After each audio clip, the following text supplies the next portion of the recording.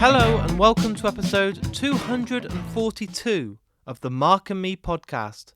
As always, I'm your host Mark. Now today's episode is very special. I'm joined by a Hollywood legend, an Oscar winner, an Emmy winner, the absolute genius that is Phil Tippett. You may know him for his visual effects work in stuff like Star Wars, The Empire Strikes Back, some of these incredible scenes with stop motion, Jurassic Park, and the list goes on. This really is someone very special, and I'm so thrilled that he's coming up on today's episode of the Mark and Me podcast. But before we get to that interview, let's touch base and talk about my last episode. On episode 241, I was joined by the film director, John Irvin. We got to talk in loads of detail about working on films like Raw Deal, Hamburger Hill, and so much more. So a massive thank you to everyone that tuned in and listened to that interview. The response, as always, was fantastic. But today, it's huge. The brains, the talent, the creativity, all of the incredible brains that goes into this work over his career now is mind-blowing. Anything that's been done with stop motion, computerised character animation, this is the king of his craft. And I'm absolutely thrilled, and it's still saying it out loud, is mind-blowing that I'm joined by Phil Tippett. But I think the best thing to do right now is to get to the interview. So here's me and Phil Tippett talking all things film. Thank you for taking the time to join me today on the podcast. I really appreciate it. My pleasure. Phil, my first question for you today is, can you tell me about the first film that you remember as a kid growing up that made you fall in love with film? King Kong. I saw it when I was about 6 years old. It was on television. And what was it about it that made it kind of that big place in your heart? Was it the fact that it was done all by stop motion and the fact that it looked real to you as a kid? I had no idea what stop motion was. Yeah. But it was the spectacle of it all, that drew me in. And King Kong is definitely, one of the major, spectacle monster movies that was ever made. And so, that sent me on a path of studying dinosaurs, and I studied dinosaurs, voraciously, as I was growing up. And then in 1958, Ray Harryhausen's Seven Voyages of Sinbad was released, and I nagged my parents, to take me to see it. And once the Cyclops comes out of the cave, that was it for me. It was just, I was really wowed by it. And I had no idea what the process was, but I do recall, seeing a preview or a trailer on television, and I remember telling my parents that I really liked the feeling of the movement. It just goes. I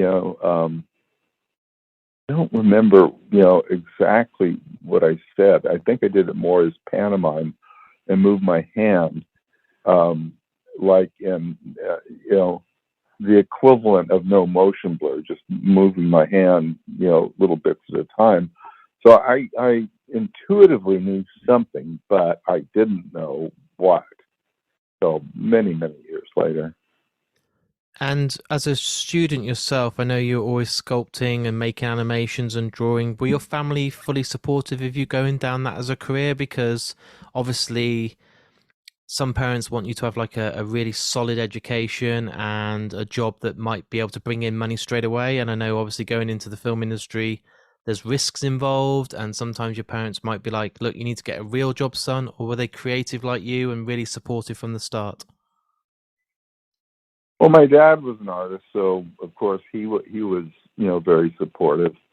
My mom was worried about me because I was into monsters, and she, wanted to consult a psychiatrist. But my dad, didn't allow that. And we'd get together with say aunts and uncles, for Christmas. And one uncle, who's an insurance salesman, asked me what I wanted to do, and I said I want to be a stop motion animator like Ray Harryhausen. And he asked, well, how many jobs are there out there? And I said, well, there's just one guy doing it. And he goes like, well, is that a good idea, Philip? Maybe you should consider, a fallback position, which is being an art teacher, and all I could think of was, fuck you, Yeah. And then, over time you get support. And I corresponded with Ray Bradbury for a number of years, and Ray, was able to articulate that feeling in me, which was, if you try to do something that you really want to do and fail, you will be in a far better position than if you wanted to, do something but you never did. Failure would be, preferable over not trying. So when it came to the 70s and you were hired to work on Star Wars, was that the point when your dad was like, this is amazing, son, I can see that it was worth it? And wow, because no one ever expected, did they, in the 70s for George Lucas to have this absolute incredible masterpiece? Yeah, well, I think they were pretty surprised. I mean, you can tell people about this stuff, and they just don't really know. It's all anecdotal. And both my kids, I have two daughters, that, when I was working, I was gone a lot, like on location for sometimes months. And then, I come home to do the post-production work. And, I would, leave, immediately after breakfast or pack them off to school, and might not be home until 7 or 8 or 9 or 10, depending upon what I was doing. And so they knew I was working on, RoboCop or Jurassic Park or whatever. But it was all, anecdotal. I didn't talk about what I did during the day, because talking about stop motion there's nothing to talk about. It's really boring, what did you do today? Well, I made a dinosaur walk.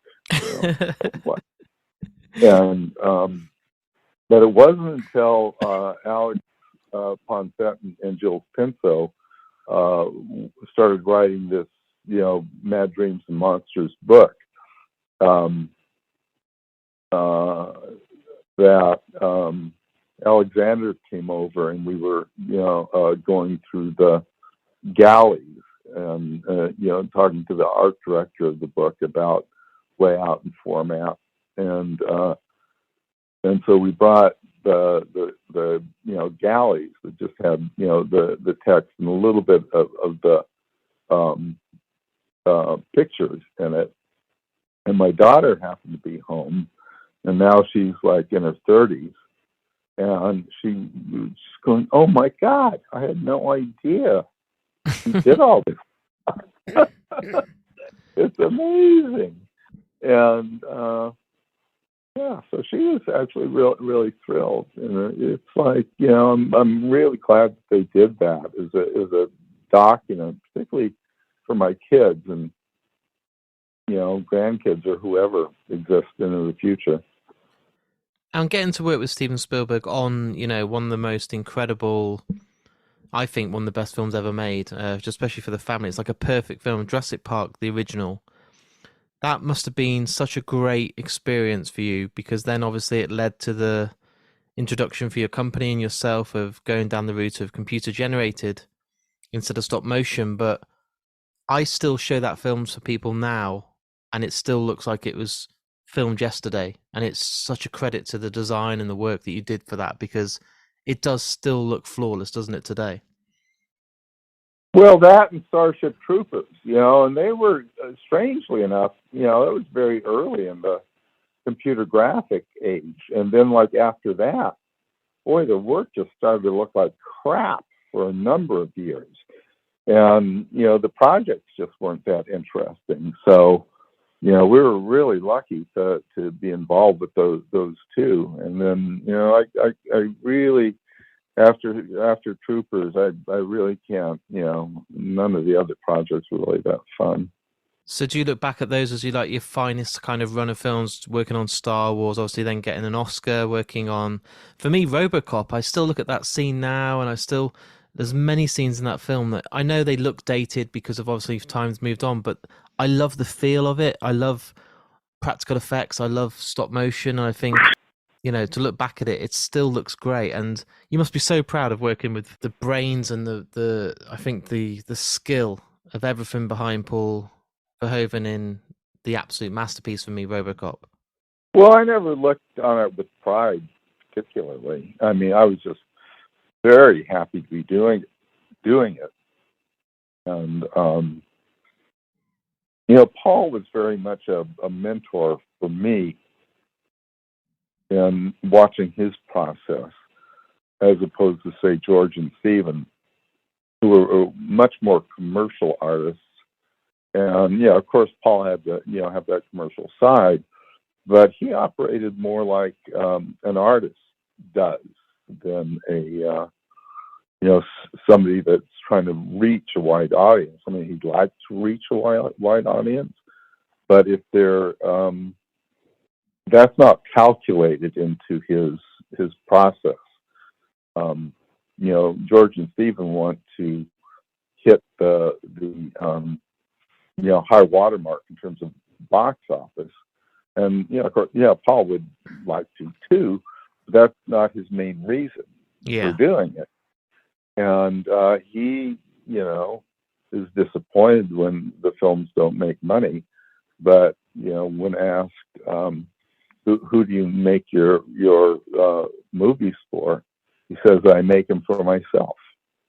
And that's a very different way of looking at things. That's far more artistic. That's pursuing a vision that may or may not include success, and Paul totally accepts that. So when you went into making Mad God, which obviously we can focus on now, this film is 30 years in the making, and there's a lot of setbacks, there's a lot of hurdles to go over. What was it that kept you so kind of resilient and so determined to get this over the line? Because that's a long time, a lot of effort, a lot of, I'm sure, stressful times, but it's finally here. People can go and see it now. It must be so rewarding to now actually see that it's out there. Yeah, I didn't know if anybody would ever like it at all. And I got really depressed with the first two film festivals that I entered in, and one was Berlin, and I forget the other one, and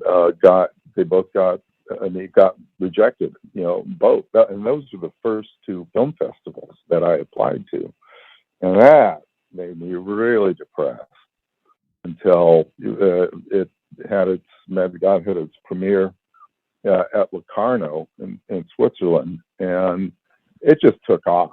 The audience was really bewildered.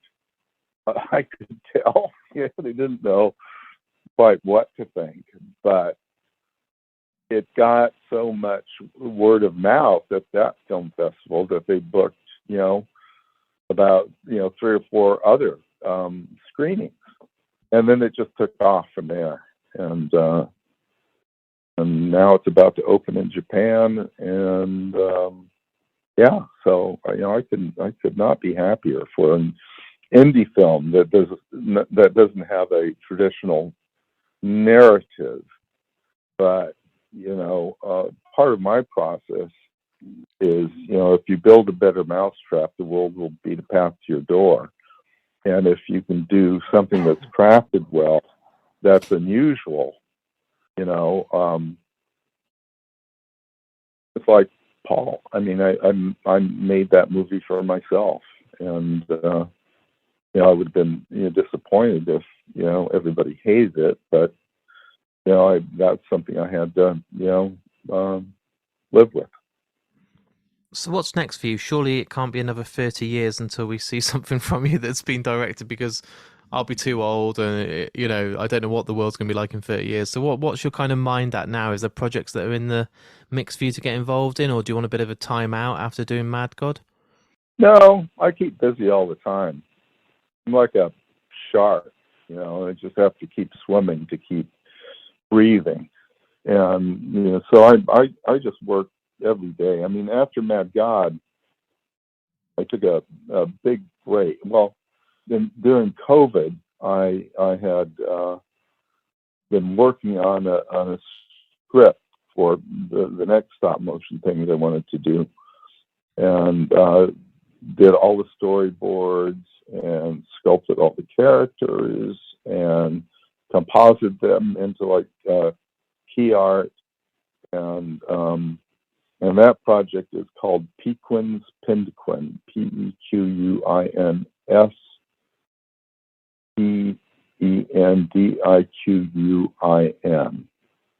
and Pequin is the main character, and the Pendiquin is Pequin's objective, and so I'll be, Shudder and AMC are interested in, seeing what I've got, and I'll hopefully, be able to make that.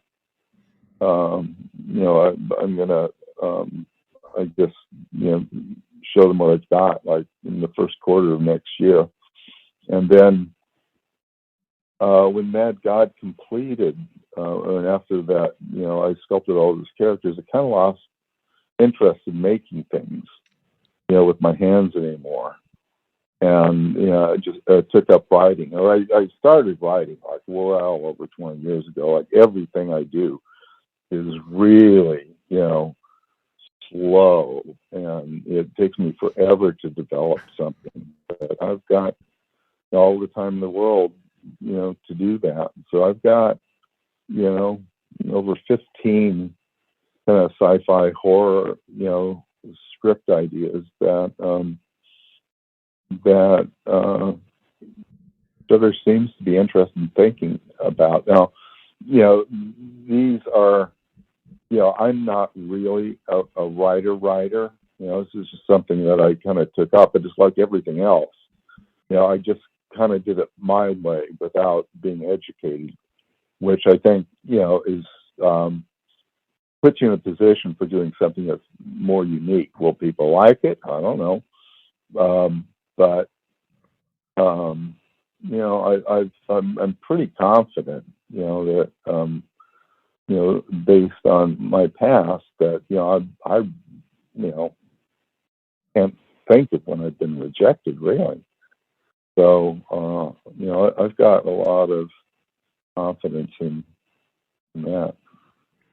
And do you love the fact that right now Guillermo del Toro is promoting your work? He's got Pinocchio coming out. He's a big advocate for still using stop motion and putting all that time in and effort. And I feel like the world still wants it in the world. It's not all about having everything done by computers anymore. And people still love that feel of stuff like Coraline and these classic films.